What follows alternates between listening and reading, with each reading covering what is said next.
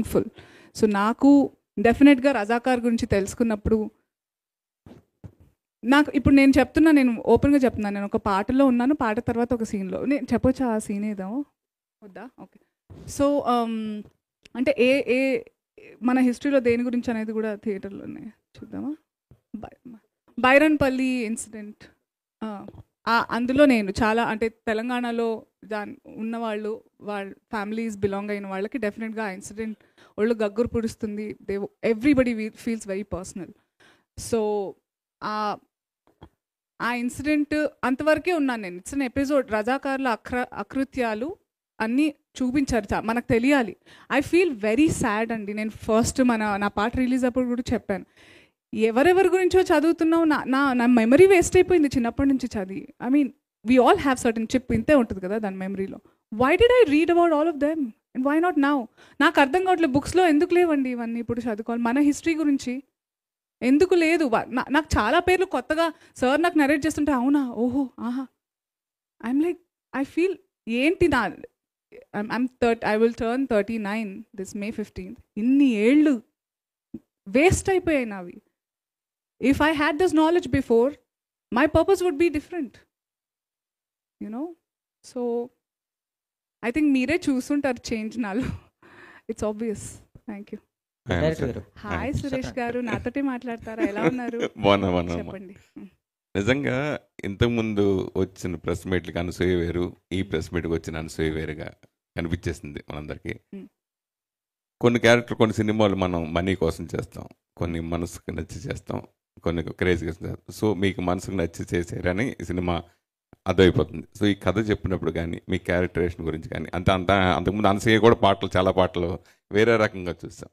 So ఈ రకంగా దీనికి మీరు ఎలాంటి కేర్ తీసుకుని చేశారండి? నేను మారలేదు, ఇవాల్వ్ అయ్యాను. మార్పు వేరు, ఎవల్యూషన్ వేరు. సో ఈ సినిమాతో నేను ఇవాల్వ్ అయ్యాను డెఫినెట్గా. ఇంతకు ముందు కూడా ఐఎమ్ అన్ ఎంటర్టైనర్. ఈ ఎంటర్టైన్మెంట్తో పాటు ఇలాంటి కథలు వస్తే, ఇలాంటి ధైర్యం ఉంటే, ఇలాంటి పాత్రలు రాస్తే వస్తే ఆ బరువు వేరే ఉంటుంది, నా అదృష్టం ఇంకోలా ఉంటుంది. అది నేను తీసుకునే అంత బుద్ధి నాకు ఉండాలి, ఆ భగవంతుడు ఇస్తున్నాడు, ఆ కనెక్ట్ ఉంది కాబట్టి ఐఎమ్ గ్రేట్ఫుల్. బట్ అది ఇప్పుడు ఏంటి, దాస్ గారు ఉన్నందుకు నేను ఏదో స్పిరిచువల్గా మాట్లాడలేదు. చాలామందికి తెలుసు I'm always very connected. So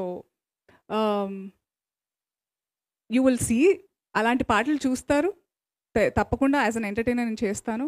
but ఈ సినిమా అనేది అంటే ప్రతి పాత్ర నాకు నచ్చే కనెక్ట్ అయ్యి చేస్తాను. కానీ ఈ సినిమా ఇట్స్ ఎలా చెప్పాలి నేను, ఇది జరిగింది, ఇది ఎలా చెప్పాలి సార్?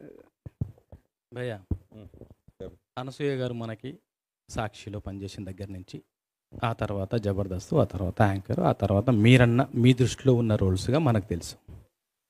కానీ అనసూయ గారికి నేను మీడియాకి తెలియజేయాలనుకుంటున్న విషయం ఏంటంటే, భూదానోద్యమం ఎక్కడ జరిగిందో ఆ గడ్డ మీద పుట్టిన బిడ్డ అనసూయ. భూదాన్ పోచంపల్లిలో.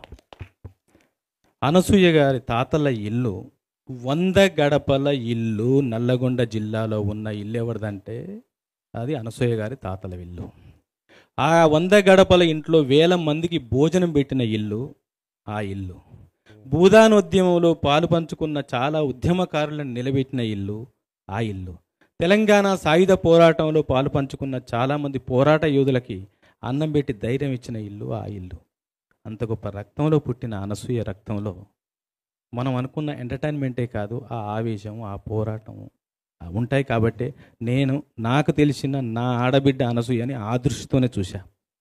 నేను మాట్లాడేటప్పుడు క్యారెక్టర్ గురించి అనసూయనే అంతే అనుకున్న తర్వాత మీకు తెలుసో లేదో చాలా నేను కామెంట్స్ చదివే తర్వాత మీ మీద గౌరవం పెరిగింది మేడం, ఇలాంటి కామెంట్స్ రావడం స్టార్ట్ అయినాయి.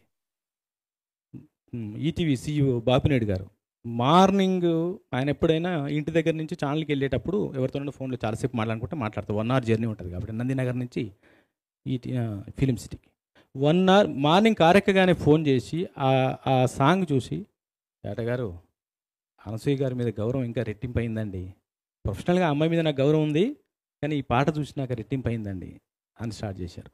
ఫిలిం సిటీ వెళ్ళేంత వరకు సరే నా రూమ్లోకి వచ్చాను మళ్ళీ కలుద్దాం అనేంత వరకు అనసూయ గారి గురించి, ఆ పాట గురించి,